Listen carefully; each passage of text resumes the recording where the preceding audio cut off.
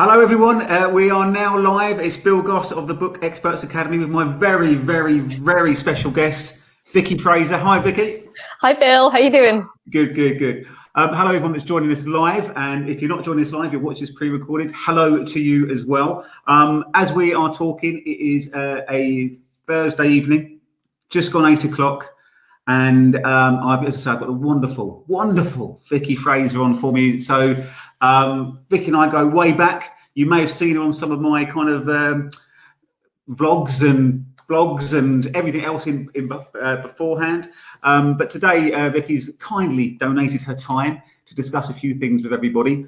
On the right-hand side, everybody, there is a chat box. So this isn't kind of a talks to you type thing. It's a case of we're going to do a little kind of speech, if you like, a little bit of presentation. I'm going to ask Vicky a few questions. If you guys at any time want to dive in and ask some questions, we're going to go through them as well. So there's a chat box on your right-hand side. I'm just going to just try and be all cool here and just type something in. There you go. So if you want to ask us any questions at any point in time, then please do. And we'll try and answer as many as we can. We're going to keep it to about 30, 40 minutes. And as I say, we will jump into questions at all as we go along. But first of all, Vicky, for all those people out there who do not know you, just tell us about yourself. Tell us about yourself. Go. Oh, well, my name is Vicky Fraser, and I've literally just discovered I'm terrible at lighting myself for videos. So, hey, I also teach business owners how to write books, how to write fantastic books, and how to get started in the self-publishing arena. So yeah, basically I turn tears into books. I don't know. Yeah. It's simple as that, people. And I always say to anybody that dares to listen to what I've got to say is I find writing terribly hard, really, really hard. I as people do know me, I can keep on talking, and I find that's my communication piece. And I love video and I love doing this type of stuff, but still writing for me, even though, and people say, well, you run a publishing firm, Bill. I said, well, it's different. That's not my expertise. My expertise has always been helping people with the actual product, a book, for example, and kind of, creating their expertise and helping them and elevating them. To write like Vicky does is an absolute skill in itself. So what we're going to go through today, guys, in the Book Experts Academy is 5 steps to creating recurring income from your book. So Vicky herself, as she will tell you, is an author of 2 published books so far. So far, with a third in the offing, actually 2 more in the offing. So 2 more in the offing. And then obviously, Vicky, we're not going to go through too much of the whole writing process too much because and there's going to be a cool giveaway that Vicky's going to give everybody at the end as well. So make sure you stay tuned, people. So we're going to help you along the way. But we're going to go through really how both of us have found it over the last, well, for me, 15 years or so doing this. And Vicky as well, by helping other people kind of create. I don't like to use the word wealth, Vicky, but also I do like to use the word that they can create income definitely from using their book, from lead generating and everything like that. So they're the kind of things. And what's attracted people here today is basically why bother writing the book and everything like that. So with your first book, which was Business for Superheroes, and compared to your second book, which I recommend everybody will get, should get both of these. How the hell do you write a book? Which is a great title, by the way. What was the difference in your kind of, okay, I know it's a couple of years difference, your whole kind of marketing plan with the books, as it were? Well, it was massive, really, because when I wrote my first book, I literally had no clue what I was doing because I kind of stood up in front of a group of a mentoring group and they bullied me into saying, I'm going to write a book and I'm going to have it in my hands in 90 days. And I did. And I don't really remember the whole process because I think I just wrote it in a blind panic. And that was kind of what kickstarted the whole thing. And so I had an email list. I was a direct response copywriter. That's my background, direct response copywriting. And so I knew how to slap some words together and sell, but I'd never written a book before. And so I had the advantage, I guess, of already knowing a lot about email marketing, a lot about direct response. So I already had that list, and I'd already built up a bit of a buzz with them. And I said, oh, this book is coming, and everybody got really excited. And I think I ended up pre-selling a good couple of 100 copies before I'd even finished printing the thing, and then a bunch more afterwards. But honestly, there's loads more I could have done. And since I launched my new book, actually, my list has been much smaller because I've pivoted, and I know everybody's using the word pivot at the moment, but I've pivoted to really focus on teaching business owners to write their own books. So my list is actually a lot smaller, and it's been a lot more exclusive. It's been a really interesting ride because this time I had a whole launch plan ready. I got other people involved in helping me launch. I kind of piggybacked off other people's lists, and I really put a lot of effort into getting a lot of sales on Amazon as opposed to selling off my own website to start with. And the reason I did that is because if you can get a whole bunch of sales all at once on the same day through Amazon, it will push your rankings up, all the rest of it. It's, you know, it's really useful. So that was kind of the difference. And I've learned so much from that, not least of which was start bloody promoting way before I did. So I'm kind of looking forward to the next launch now, where I can, you know, not screw up so much. And that's the thing, I think, like you say, from when you've done the first book itself, obviously your business has obviously rocketed and changed slightly as well, hasn't it? From what it was to what it is now, the old classic pivot. But it is that, it's evolving, isn't it? It's always that thing. And also, I think, knowing you as I do, not enough, but I know you enough to realise that you love writing, you love that creative side of things. And I know sometimes, like everyone gets pissed off with it and all that stuff, but that you do love that, and you love helping people kind of create that as well, don't you? And I think it's a gift. I really do. If I could write, I'd be dangerous, I think. You can write.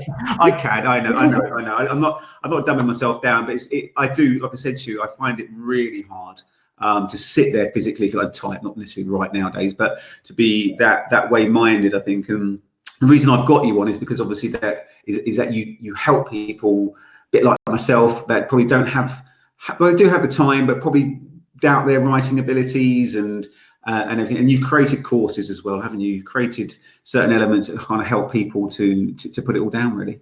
Yeah, I have. I just kind of want to jump on something you just said. You know, people find it really, writing is hard, and there are a lot of people out there who will tell you that writing a book is super easy and you can do it in a weekend. And honestly, that was mostly bullshit. It's really difficult. It's not an easy thing to do. It's a big project, but it also isn't as hard as you think it is. I guarantee it's not as hard as you think it is. And yeah, so I love seeing people go from, you know, oh, I couldn't possibly do this, to, oh my God, I've got a book in my hands. It's really, really awesome. And I also love people, I love it when people want to do more than just tick another marketing box, because there's a lot of people out there who'll be like, oh, you know, nobody's ever going to read your book, it doesn't matter. So actually, I think it does matter. It really, really does, because books are super important. It's like you said, I'm really passionate about writing. I am really passionate about books. I'm really passionate about the fact that, you know, they are the repository of human wisdom. They're really important. And I think now more than ever, because it's the advent of self-publishing. Self-publishing is brilliant. It's democratized publishing. It's fantastic. But on the other hand, anyone can publish and write a book. And that's, you know, not always necessarily a good thing. There's a lot of crap out there. And so I think it's even more important to write a wonderful book that is going to really showcase you as the best you can possibly be, and really put you up there. It's no good having like a crappy book as a positioning tool, because people, you know, they are going to read it. They're at least going to open it and have a look. And if it's crappy, then it's going to make you look crappy. So I hold my hand up. I've done one that was awful, and I have. We all have. I know, but it was awful. But I've drawn it now, and because I was writing it all about the wrong reasons, and that's what we'll come back to in a bit. Stuart Morris on the right hand side there. He's asking quite a few questions. I'd like to dip into a few of that, because what he's saying, he's got an MP3 that accompanies his book that gives him a profit margin, as self-publishing costs him 13 quid. Well, depending on what book it is, Stuart, it shouldn't really cost you that much, but never mind. And how to get it out there. I didn't want to do it as a Kindle or online version. Do you think just keeping it as a hard copy is worth pursuing? So I would ask, why don't you want to do it as a Kindle version? Because Kindles are fabulous. And here is why you should have it as a print book and a Kindle book. So print books are marvelous because, like, they're hefty things, and it's like, you know, people are not going to throw them away. They're great, and they really are prestigious. But apart from anything else, a lot of people are reading on devices now, so don't shut those people out. And you have that as a contrast on your website or on Amazon if you're selling on Amazon. The print book, my print book is 20 quid. My Kindle book is, I think it's $9.99 at the moment, but it could be $3.99 or $2.99 or $5.99. And you want that price contrast so that people can go, oh, I don't want to, but I'll spend 6 quid on a book. So super, super important. So I'm interested to know why he didn't want to do it as Kindle? Yeah, I'm interested. Is the 3 years it's taken me, it's been a labour of love. Of course, listen, it's always a labour of love, especially with books, especially it's a real hard market. But like everything, if you know your marketing, if you know your target audience, which I'm not going to go too heavy into now, but that's where I get excited, if you like, is that, you know, I love books to help people try and sell their other services and products. So books always the start of it. I know I will start my pitch with that, but it's true. The book is always the start of the process. Yeah. Stuart, keep it coming, Stuart. He says, I wanted people as a keepsake. That's fine. I've got no issues with that. You know, that's absolutely cool. If you want that, that's absolutely fine. But you still want to sell books, Stuart, as well. You know, and the premise is still the same, whether it's a lead generation tool, which I pipe on about all the time, or you want enough people to have it in their hands as a keepsake. It's still the same principle. Is that enough people? You've got to target your audience properly. And I agree with well, Vicky, you go.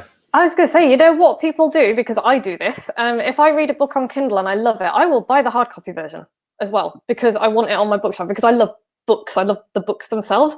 And so if you want people to have a keepsake, only people who actually love books are going to want the physical book. But you might get some people who are, you know, who just want to read something, and then they read your book and think, oh, that's fantastic. Then they will want to get the hard copy as well. And that's something that, like, I've got I think 4 different sets of all Terry Pratchett's Discworld books, because I love them so much. I've got all of those different editions. Joe's just like, oh my God. But it's so true. And I think, you know, up until probably 5 years ago, obviously, because my background's always been kind of printing and publishing, and now, you know, the selling and all that type of stuff. And obviously I put, you know, a lot of money into the print stuff. So I was very much print orientated. But when you think about it from a sales point of view, which I do nowadays, obviously, you've got to give people choices. I love audio. I absolutely love audiobooks. That's how I consume. Like I said, bizarrely, as a book publisher and a printer and a marketer and all that stuff, I don't necessarily read books constantly, but what I will do, I consume so much by my recognizing, obviously it's either video for me or definitely audio for me for books. It's 100%. I love it. I love it. I love it. I love audio as well. And audio will make, there's a lot of money in audio. Yeah. So as Stuart says there, obviously his MP3 side of things, completely get that. But you know, do an actual proper audio version, Stuart. And you, again, it's the same premise as what you said you want it as a keepsake. This is no different for Kindle. So I wouldn't kind of you know, dismiss it at all. And I think that, again, going back to, I think like some of the topics that I want to cover tonight really is, I think what Stuart's kind of saying in a way is it goes back to that kind of I can never say this word, inferiority complex a little bit. Of what I wanted to cover today was the kind of the expert space, which we're both in and everything like that. And it's very true. You know, I think anyone can become an expert within their field. I've seen enough of it. It's not just me piping on about it. I've seen enough people now kind of really become experts in the field by doing books, and also lots of other stuff that goes with it. The book, as I said, is the start of it, and the other stuff comes with it. My opinion, and I've been part of this as well, it's your own kind of internal battle that will kind of stop you from doing anything. I mean, that's what I wanted to get you on for as well, because obviously you're helping others, writing, creating, etc. Do you think a lot of it is down to their kind of you know, inferiority complex? Yeah, totally. So the top 3 reasons that I'm given for people not writing books are time, which I do get.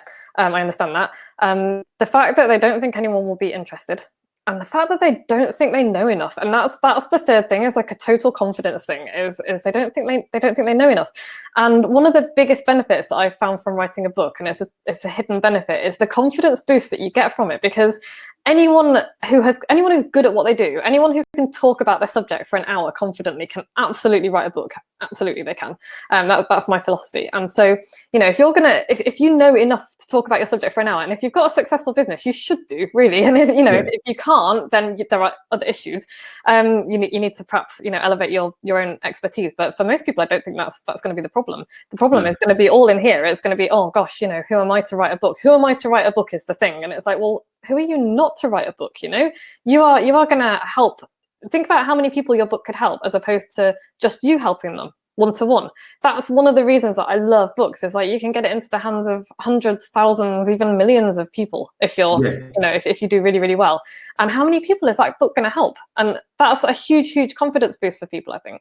Yeah. So yeah, don't get in your own way. Get out of your own way. Give yourself a chance and think, I know enough. I'm an expert at what I do. I help people. Look at the clients that you've helped in the past. Look at the customers you've helped in the past, and think, I do help people. This is something that I'm really super good at, and now I need to get my message out there. What better way than a book?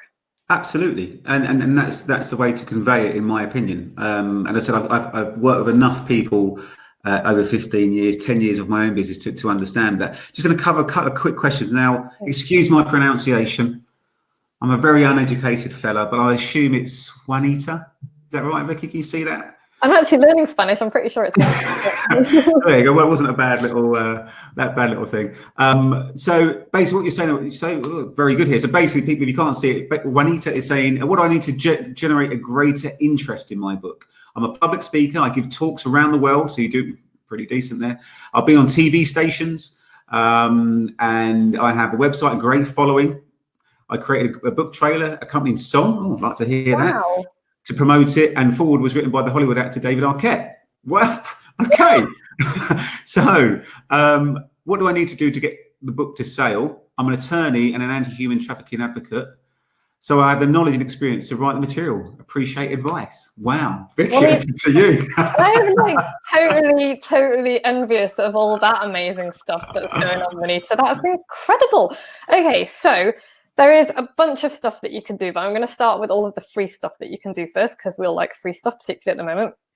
PR is your friend, especially at the moment, because I am by far not an expert in any of this stuff, but I would imagine with everything that's going on at the moment, there's a lot of shady stuff going on in the background because everybody's locked away. I know it sounds awful to say, but this is the perfect time for you to be talking about your book. Not just to make sales, but to do good in the world, because this sounds like a book that's going to do amazing things in the world. So you've already got you've been on TV stations around the world. You've got you've been a public speaker giving talks. You have done loads of media appearances already that you can capitalize on. So get them all together, make a list, gather everything that you've done in the past, get it all up on your website now. So you see on people's websites, as seen in Forbes, as seen on Good Morning TV, all that kind of thing. Get that shit up on your website and get it working for you. Start pitching other journalists. Get yourself on helpareporterout.com. I think it's .com, helpareporterout.com, and start looking at their alerts. You'll get 3 emails a day from them. Just go through and pitch everything that comes through that looks even remotely like it might be related to your book, because journalists love authors. Keep an eye out for news stories. I know that everything is COVID at the moment, but keep an eye out for any news stories that even remotely relate to what you do, and pitch them. Write to the journalist and say, I've just seen that you've written this article, I've written this book, I can talk to you about XYZ, and get your pitch sorted out. So that's like 2 or 3 things that you can do right now that you can start doing. It's not going to cost you a penny, and I guarantee people are going to want to talk to you, because that's incredible. And David Arquette, how did that even happen? We need to have a conversation about that. Juanita, if you can, in the comments bit, could you just, if you don't mind, just put down your website for me, and then if you don't mind, I'll have a look at it. Vicky will have a look at it as well, and I think we could possibly help you out on that. So if you want to do that, cool. If not, you can get in contact with us afterwards. Not a problem. But I'm amazed. I'd like to know what you mean as well. When there's different levels of success with books. So some people are super happy when they come to me and they sell 100 books and they've made a couple of grand, for example. And other people have the they want to make 100K plus. Then that's a different level, and then that's a different kind of aspect. So I'll be interested to know. I think you've got everything there, right? Thank you very much. Changing case, right? Perfect. I'll have a look at it. I'm sure Vicky will have a look at it as well, and we'll give you some feedback, because in a way you're doing everything right there. So I think this might depend. I could be completely wrong. I don't know, Juanita, but it depends on your level of success of what you're thinking, and how you're actually utilising what you have at the moment. For me, just looking at what you've written there, you've done everything right. There's obviously something not right there as well, if that makes sense. It seems like you've done all the speaking. You're obviously a very intelligent lady as well, and you're doing everything right. So, Stuart, don't worry, we will be looking at yours as well. Bear with. I was just going to say, for Juanita, I would be willing to bet, even though you've done lots of public speaking and stuff like that, I would be willing to bet that you haven't done an awful lot of kind of outreach and pushing out towards other journalists and things as well, because it's difficult for anybody to do. Wow. Juanita, you are superb. I'm going to have to get you on one of our talks as well, I think. So that's I deal with a lot of religious organisations as well, so I understand what you're saying there. And we create a lot of books and print a lot of books and publish a lot of books for a lot of religious organisations. So I know it's not the same, but it's a very similar vibe of what you're saying there. So I think possibly I can help you out, definitely. And it's a really good thing what you're doing there. So if you can't see it on the right hand side, Juanita writes her books, and 60% of the profits go to building an orphanage in the Philippines, which is pretty awesome. So I'd like to give some free advice to you, Juanita, as well, and just kind of go through that and see. There's obviously something like exactly what Vicky says. You're probably not a million miles away. It's just a few connections in the ladder that's not quite going through. But yeah, definitely, Juanita, we'll definitely get in contact. That's a really awesome comments as well there, Juanita. I've never had David Arquette before, and people like that. So that's brilliant. So I know. Juanita, you're just name dropping now. You've been in Hollywood. Come on. Okay, right. You should be absolutely flying. So I think there's probably a couple of little things that you can do. And I'm assuming the not yet comment was about you reaching out to journalists. You've got to shout about this stuff yourself, because they're not going to come and find you. This is the thing. We all think that we do a thing and it's a great thing, and that people are automatically going to see it and come and find it. And you've done loads of great stuff already, but don't let all that media that you've done just sit there, because there is tons. Like, keep using it, keep making it work for you, keep putting it out there. Every time you see something, it's just like, oh, I've been on this and this. Don't be afraid to name drop. It's like we're kind of laughing, we're making fun here, name drop, but name drop all over the damn place, and do it to journalists and people like that, because they love a famous name. Yeah, I'm very fortunate. Nick, who works for me, is obviously, well, he's not obviously if you don't know him, but he's an ex-journalist, and he's written 7 books himself. So I think 500,000 copies worldwide as well. So Nick, who works for me, he's brilliant at stuff like this. He's a trained journalist as well. So again, that's what I'm saying. We'll be able to reach out, and I think Nick will be able to point you in the right direction, as well as Vicky as well, because I think that's their areas of expertise as well. And I think with the publishing side, I think I can definitely help personally with that side of things. Because it sounds like I said, you've got everything. And this is the kind of thing that going through it is like people that either come to me or come to you, Vicky, as well. Some people are stuck, aren't they? Sometimes it's they seem to think they might some people spend thousands and thousands on something. And I'm talking probably 5 figures plus sometimes. And it's like you feel sorry for them, but you think, come on, there must be a red flag somewhere. That something that wasn't working. It's kind of like small increments of testing, measure, test, measure, test. It depends if your mindset works like that. I'm not sure, but I get a lot of people come to me and they will say, well, I've done this, and it's exactly going back to your point, Vicky. What I'm trying to say is about repurposing content all the time, republishing your content all the time. Just because you wrote that 18 months ago, it's still going to be relevant to a lot of people, depending on the subject matter, of course. Don't get me wrong. Yeah. So don't get me wrong, but I think if you're constantly repurposing your material, obviously kind of new stuff that's relevant as well, then that really helps. So going back to the for anyone that's watching it, that's definitely a key thing. A lot of my kind of regular clients that we do monthlies with, it's the same thing. It's repurposing content, kind of new stuff, going back what's really working, see what YouTube videos have got the most views, for example. Well, how come that's working? So well, maybe we need to do like a webinar on that one again. Does that make sense? And I think a lot of people, same thing for the book. Regardless of what you're writing, in many ways, there's lots of different channels out there. We're very blessed in many ways that we've got so many channels we can get our voices heard out in. So just going back, Juanita, thank you very much. Lots of questions, no problems. Stuart, back to you, sir. So Vicky, I'm going to fire this one back at you. Wouldn't your book get lost in the millions on Amazon? I just scrolled down to that. Yeah, it's a really good question. And if you just put it out there and do nothing with it, absolutely, it'll just get lost amongst all the millions on Amazon. Amazon is just a tool like any other. It's a platform like any other. And whilst it's fantastic and you can do lots of stuff with it, should not be the only thing that you're doing, because one of the things that you want to, I don't know what Stuart does, but I'm going to make the assumption that he's got a business of some kind. So for me, I've got my book on Amazon. I also sell it through my website. My goal is always to get people on my email list so that I can keep marketing to them afterwards. That's always the main goal. Now, that's difficult to do with Amazon. I'll come back to your actual question in a sec. But that's difficult to do with Amazon because obviously you don't get people's email addresses. But if you've got calls to action and things in your book, you get them out of your book and onto your website, which we'll probably talk about in a bit. As for getting lost in the millions on Amazon, spiritual healer. Okay. So So yeah, that's a business then.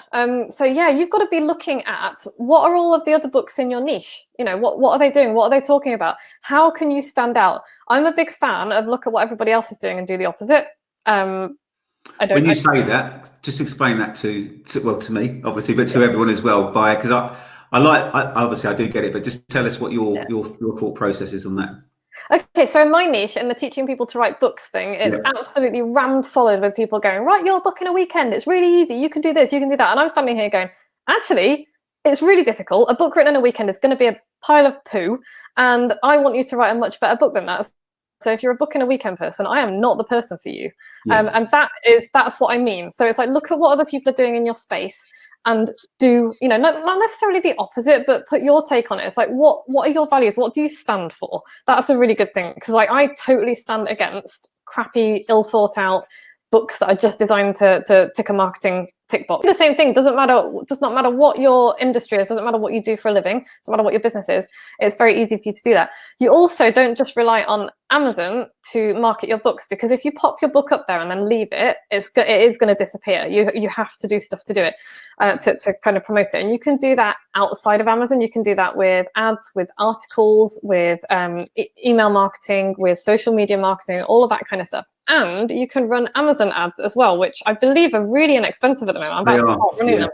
And all you need is, if it's a few pence, a few cents per click, you don't need to sell many books until that is washing its own face, until that's kind of paying for itself.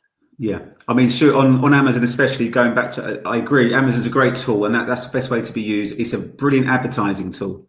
Screen froze when you said against tick box. I don't know. Sorry about Jane. So going back to Amazon advertising, we've done a lot of tests, especially in the last 6-12 months now, with our clients' books, as well as mine, and it's really working, really working well. So maybe have a look at that. Again, I'll give you as much free advice as possible. Stuart, email me afterwards as well, and I'm happy to help with Amazon advertising. Especially if you're within the religious sector. I do have a lot of contacts within that, and I do a lot within that particular area. So, you know, I know what it's like there. So again, it's the same thing, regardless. I'm not, you know, whatever your religious outtake is, whatever, but you've also got to be very business minded, with that. So whichever spiritual or religious outtake you are, it's still a sector within it. So it's a very targeted audience. It's always going to go back to that.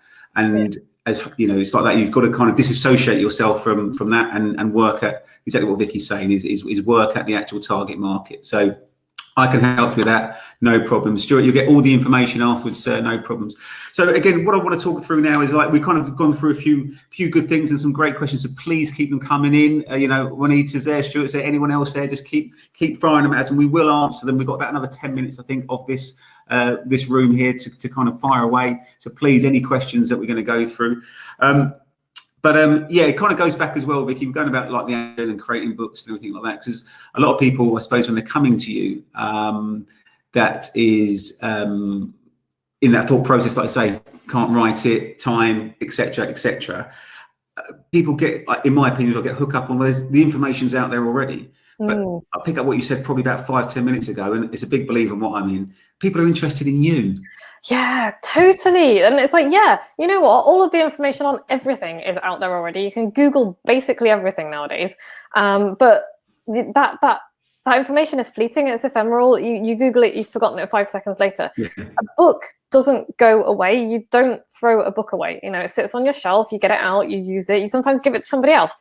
And also, like Bill said, yes, the information is there, but I don't just want information. I want your take on the information. I want to know what you think about it. I want to know how you're affected by it. I want to know how you feel. I want to know basically that somebody else is experiencing the same stuff that I'm experiencing, and that somebody else has been through it, and that somebody else can help me. That's what the building know, like, and trust thing is about. Yeah. It's like, if I don't want to just read an instruction. I don't want to read a textbook on how to write a book. And that's partly the reason that I wrote my book, by the way, because it was a lot of the ones out there, not all of them, a lot of the ones out there on how to write a book, they were kind of dull, and they were just like, and it's like, I just wanted something. I wanted to hear somebody's story. I wanted to hear somebody's story, not just the facts. And like it's like you say all the time, facts tell, stories sell. It's true that, you know, I always sound like a right old barrow boy when I say that, but it's very, I mean, I kind of, again, I've used that for years and years, but again, it was my own, I wanted to use that from day one, but again, it was something holding me back a little bit. I know it's not my saying, of course it's not, but it's very much a case of like, I believed in that years ago, and because obviously of my sales background and stuff like that, and when I become a good sales guy, it's because I became me a little bit, and not that I've got a sad story on it. I've had a lovely life, you know, but as in just being yourself and telling stories and just communicating with people the right way, how you normally would. And you know, the best sales guy I ever. And he was a proper old school guy. He used to go the old friends, but he was brilliant. And I used to watch, and he was just himself a little bit. And he'd tell these amazing, and he was a brilliant storyteller. And my nan, I was going about my nan. My nan was the best storyteller ever. And I think that's where I kind of got it from, a little bit of like, meh, meh, meh. But my nan used to be able to tell brilliant stories and everything. So I'm just going to ask a few questions here that have come in. So Jane has asked a question. I'm about to launch my second book. What advice would you give about pre-launch activities? It's being launched at IBM when this is all about. We've got some top I know, right? on it today. Right, so well, I'll let Vicky pitch in first of all, and then I'll give my advice. But yeah, definitely. So Jane says, second book launch. What advice you get to give to pre-launch activities? Gosh, yeah. Well, first of all, awesome. Well done on writing a second book. That's just ace. And IBM. Don't know the details, but it sounds great. Yeah. And secondly, if you haven't already got a platform, if you haven't already got a list, build it now. Start building it yesterday. You want to get as many people as possible interested in this and ready to jump on it and buy it.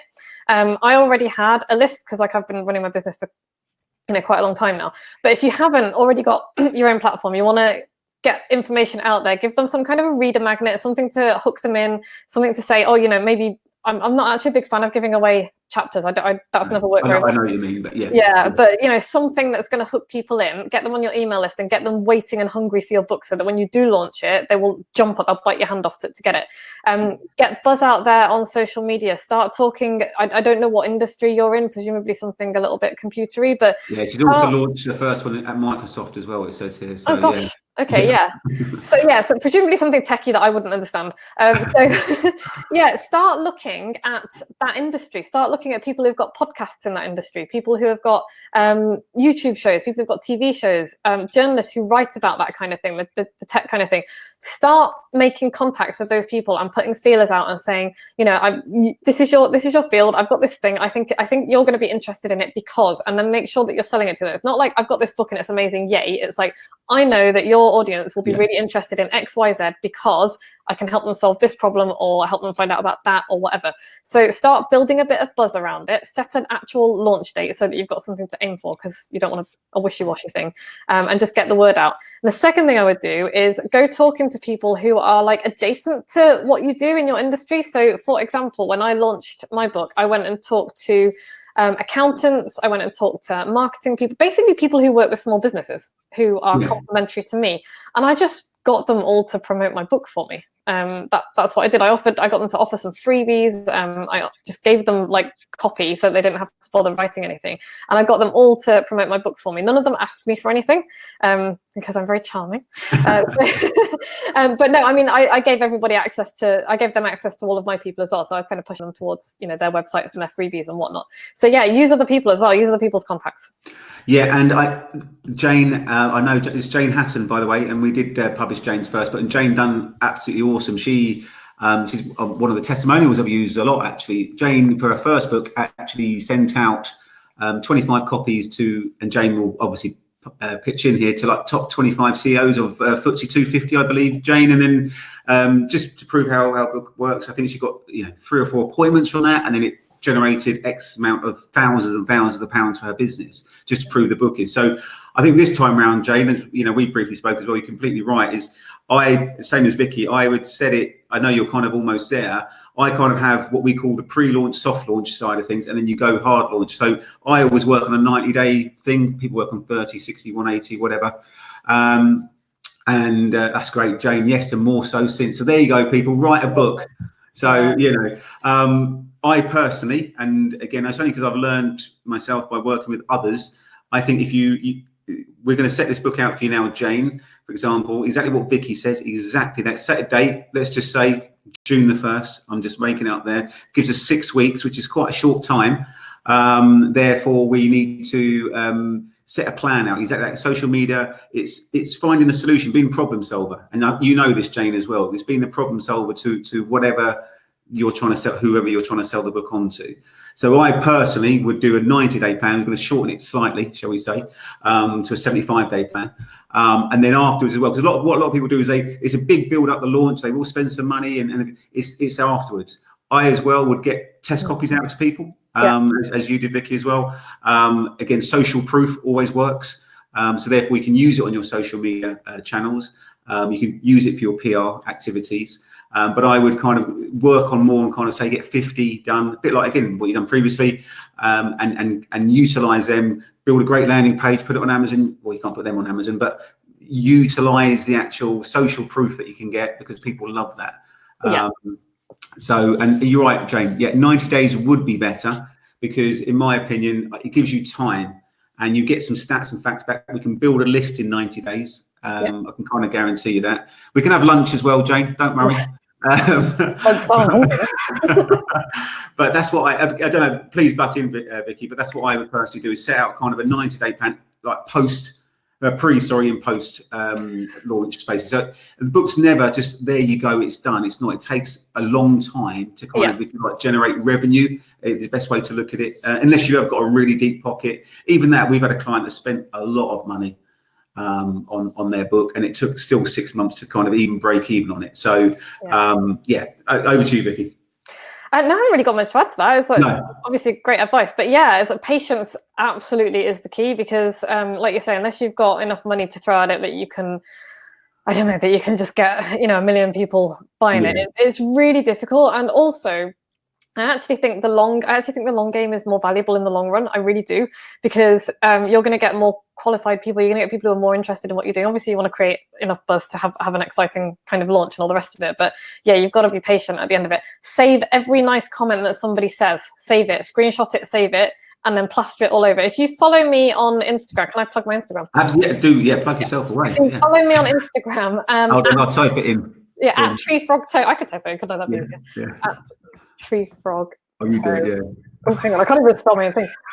I know it's a ridiculous Instagram handle. It's because my toes are a funny shape. Anyway, you'll find all sorts of ridiculous things on there. But also, if you ignore like the trapeze stuff and the tiny sheep, my wonderful assistant. My Instagram feed is really fun. My bad omelets. But my assistant screenshots all of my reviews and things, and she does clever things with Canva and makes them look pretty, and then just puts them all over social media. She puts little clever comments on them and stuff as well. She's amazing. I don't know how she does it. But that kind of thing is really great, because people see that and they might not act on it straight away, but they'll remember it and they'll be like, oh, that book. Oh, people like that book, And so it's really important to keep using all of that kind of stuff. Again, reach out to journalists, all the stuff that I said to Juanita and Stuart, I think. Just go talk to people.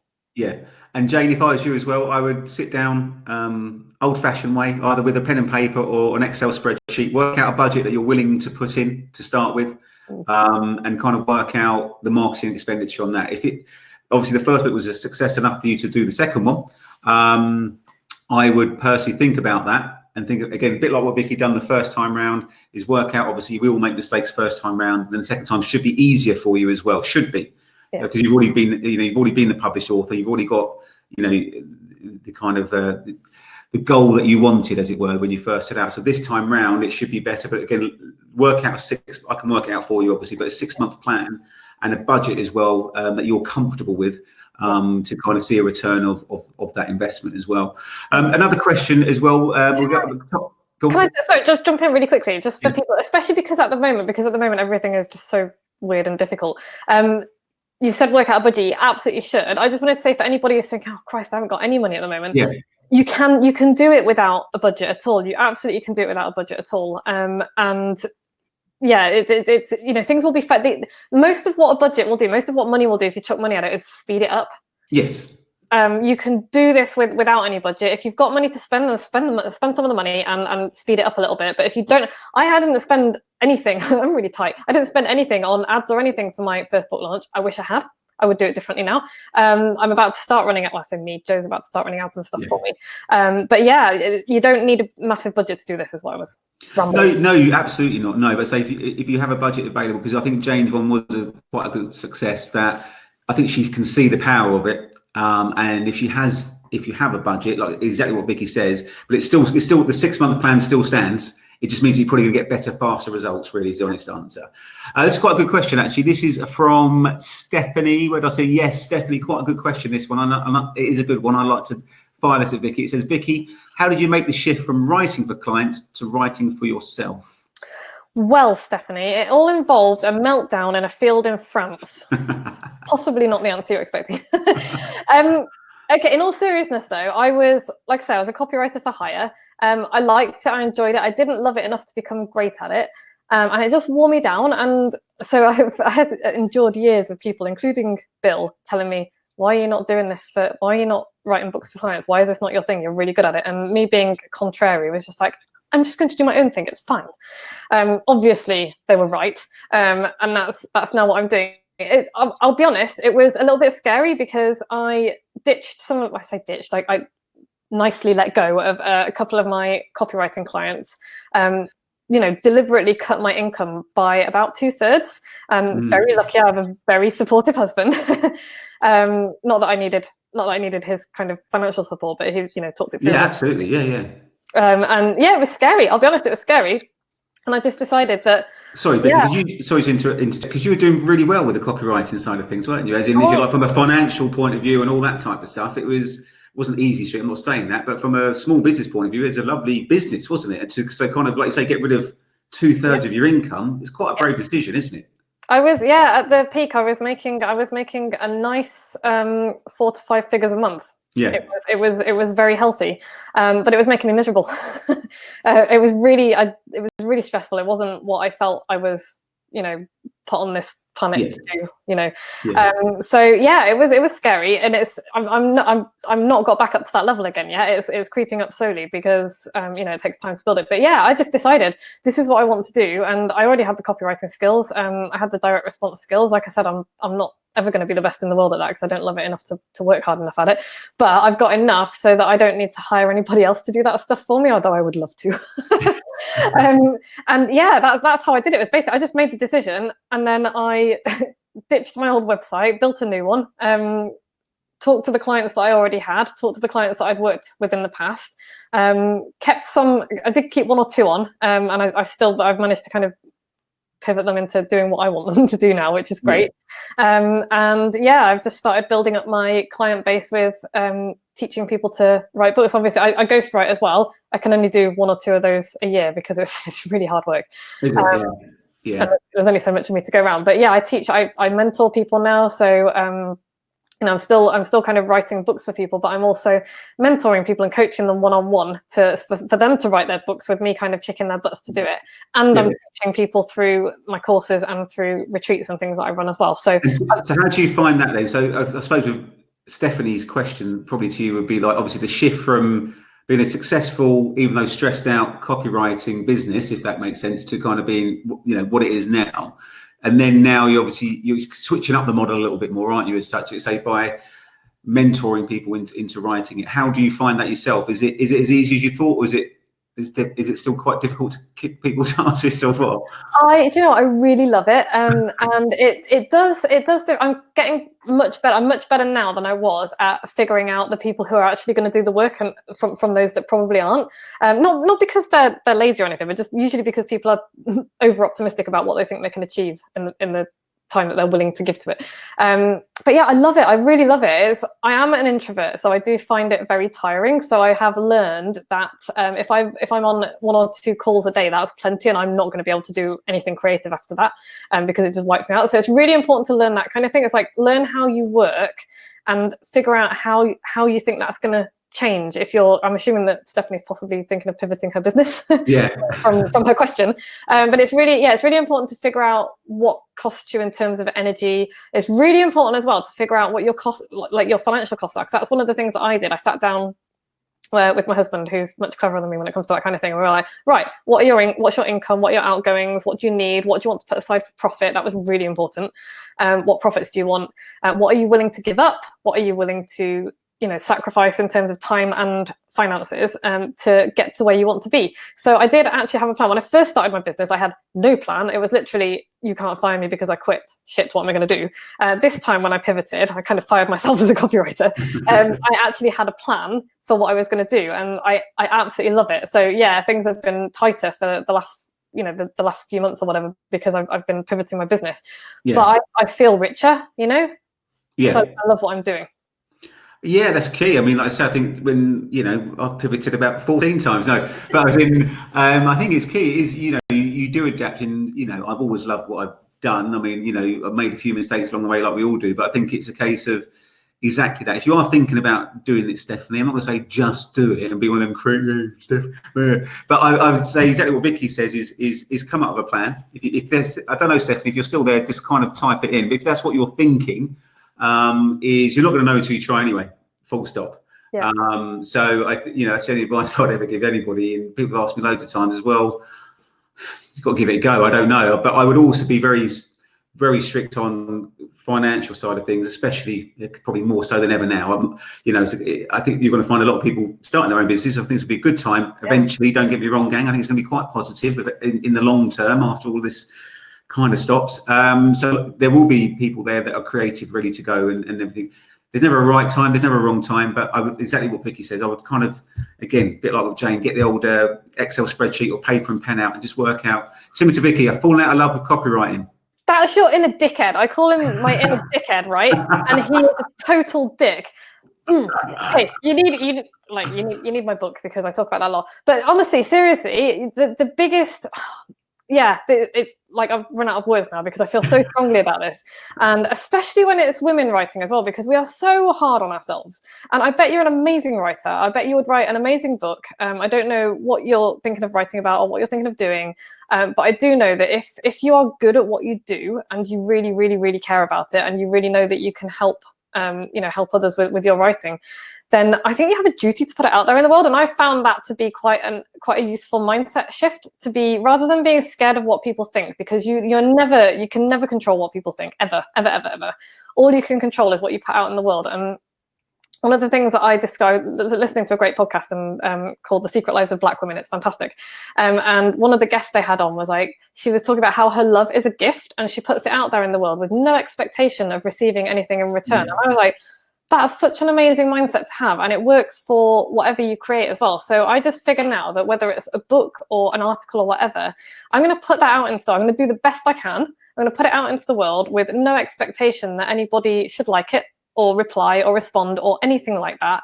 And that then takes that anxiety and worry off me, because I can't control, once it's out, I can't control that.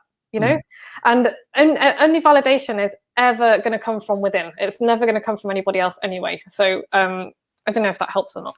Can you answer her question there? Basically what it says, folks, the problem is I love writing, but I'm so used to writing for others that I'm not sure that I have any original ideas anymore. Nor am I. Ever. Every day. Nor am I. Honestly. And you know what? There aren't that many original ideas in the world anyway. There are very few truly original ideas. The thing that makes it original is your take on it. It's your experience. It's you, Stephanie. Yeah. There's nothing in my book that somebody else hasn't said in other words before, but they haven't said it with my weight of experience or in my voice. And that's the important thing. And it's like all of those other books that are out there, people might kind of pick up and think, oh, that's not for me. I'm not going to read it. But they pick mine up and they're like, oh, she sounds great. She sounds funny. I want to listen to her. And so I'm the one that will help. It's not that nobody else could help them. It's just that they pick my book up and they're like, this person is for me. Yeah. And it goes back to what I think, look, as I said before, I'm not a writer, Stephanie, but I think it goes back to what we said about 20 minutes or so ago is it's you. People will buy into you than more than anything. That's whatever the service you're providing. Obviously, I know it's copywriting, but whatever you're thinking of doing, is base it on you. Whoever you are, you've got to, as a writer, then you've got to bring that out. As soon as you bring that out of you, then it will become a little bit, and it takes a bit of, like everything, it takes a bit of time, doesn't it? It takes doing this type of stuff, even though I love all this stuff, But you know, in the first couple I used to really, even now I get a little like butterflies, but it's excited butterflies, you know. Right. I'm like the sweatiest person in the world right now, and I'm scared. It's like people are like, you don't get scared, and I'm like, I'm literally scared every second of every day. Here we go. They're coming in thick. Right, I'm going to keep it over for another 10 minutes, if that's all right, because Vicky's time is valuable as is everybody's. But if that's all right with you, Vicky, yeah. Got a few more questions firing in. So, Carmen, I'm an estate planner. Started writing book telling stories about the problems of not having a will. Don't want to include anything legal. I haven't done any research, so not sure if people would be interested in reading it. So haven't finished it. Not sure if it should continue to finish. Not sure if I should continue to finish writing it. Oh my God, finish your book, Carmen, because nobody wants to read about all the legal, boring stuff. I'm very sorry. I know you're an estate planner and that's your job, but everybody who isn't an estate planner doesn't care. I'm sorry. But what they do care about are the really, really cool stories that I bet you've got, because one of my biggest clients is a lawyer, and one of the books that I really enjoyed writing was all of the stories that the client stories about how making a will had really, you know, really made a massive difference to their lives, or how making an LPA, what's a little LPA? I can't remember. Power of attorney. How making a power of attorney, you know, it literally saved their family, and that's the human interest thing. So yes, please don't write the legal stuff. Write the stories about the problems of not having a will. Write about what can happen if you get it wrong. Like, you know, I leave all of my Manchester United memorabilia to my wife and my estate to my neighbour. Oops, that was just a bit of a mistake. And it's just, that kind of story is, and that's an actual thing that happened to one of my clients. Really? Yeah. They got it reversed, thankfully. But yeah, that kind of story is, people are interested in that. There are books out there. There are obviously, you know, there are solicitors out there who will help them with the legally stuff. But what you want to do is get people interested in the idea of writing a will in the first place. And literally the only thing that's going to do that is human interest stories that people care about. They don't care about the legalese. Everybody knows that, you know, one day, it's not a good thing to die without a will, but that's not going to happen to me. That's going to happen to some 90-year-old sometime in the future. You know, we don't connect our future selves with our present selves, which is why it's stories that have to do the job. They have to make the connection. Perfect. Carmen, please, a few more questions. And so Kelly, this is definitely for you. I feel your pain, Kelly. I'm the same. I want to write so bad, just struggling to decide what. So that's either a problem of too many ideas, in which case write down all of your ideas, go to sleep and see which one is the first one you think about in the morning and start there. Or you don't have any ideas, you just want to write, in which case I would say have a think about it's kind of difficult not knowing anything about her. But, you know, have a think about what you could, you're welcome, Carmen. Have a think about what you care about, what you feel that you can help people with. I'm just assuming that everybody here has a business. What you feel that you can help people with, what your superpower is. You know, if people were gonna think about you for one particular thing, what would that thing be? What can you do better than anyone else? And I'm not saying that necessarily makes you the best in the world or something, but what can you do for your clients better than anyone else can do? And what is it that makes you different? And that's what you write about. Does that help? Yep, Kelly, if you can just put a comment in, that'd be fantastic. So Vanessa, so this isn't really my forte, Vanessa, but again, I say that it is my forte because I've written a child's activity book on financial education. Great. Now that schools are closed, I'm struggling to get my book in front of parents to buy. What's the best way to go about it if you know? Well, there you go. Perfect. So again, it's the same principle. A book is a product. And I know, you know, it sounds a bit harsh to some people that put all their love and affection in it. Then you've got to think of it as a product. You know exactly where it is. It's based on children of a certain age group. I'm not going to say difficult, but it's, you know, a very saturated market, but it's on the financial education. So therefore I would start doing, obviously you're targeting the parents of that. I would personally start targeting the parents within in financial services, for example. I would start looking at the bigger picture. I can help you out a little bit more with that, Vanessa, I think, without going too heavy into it. Got a few more minutes left. But again, a book is a product. Think about the bigger picture. Think about who you're targeting, which is obviously the parents, financial institutions as well. If it's about financial, I'm just summarising here. I could be completely and utterly wrong. But again, I think too many people think insular rather than kind of try and build it out a little bit. Again, Jane has just pointed out now is the perfect time to start parents who are homeschooling. Yeah. And I will add to that and say, you've got to meet people where they are. This is like super important for everybody. So what do your parents most care about at the moment? What do the parents that you're trying to get this in front of most care about at the moment? Probably they're going to be, jeepers, how do I deal with all of this homeschooling stuff that's flying at my face from every angle? Yeah. If you can put something in front of them that's going to make even a fraction of that easier, they're going to bite your hand off. And I know I don't have children, but I've talked to many of my friends who have children, and they're just like, oh my God, homeschooling. So yeah, if you can make that burden a little bit less right now, and you can promise them that, then get it in front of them and tell them that. But the key is like everything that Bill's just said, but also you've got to meet people where they are now. You can't come at them with, I've got this thing, this other thing, because they're having loads of things coming at them at the moment. You've got to come at them from the point of view of, I get it, I understand, this is what you're going through. How would and then kind of segue into this is how my thing can help. So you have to meet them where they are. And if you can make them laugh at the same time, that's always a good thing. Yeah, absolutely. Yes.